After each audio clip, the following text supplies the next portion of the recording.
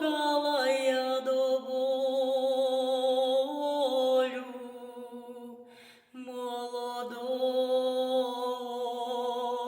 молодого скрипаля.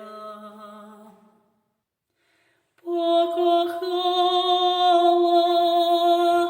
зачарована струною,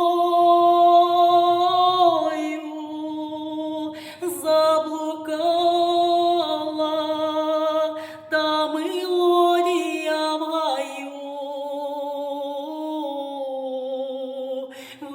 зелений журавлиною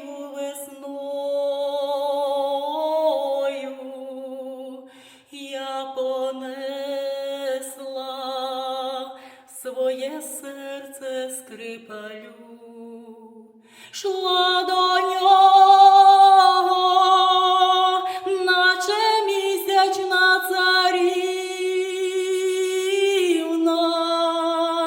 шла до нього, як до березня весна. І не знала, що та музика чарівна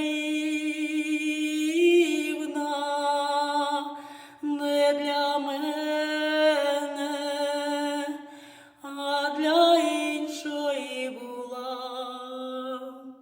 Сіла птаха білокрила на тополю,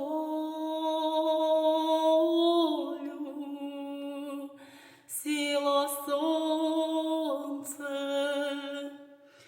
понад вечір за поля.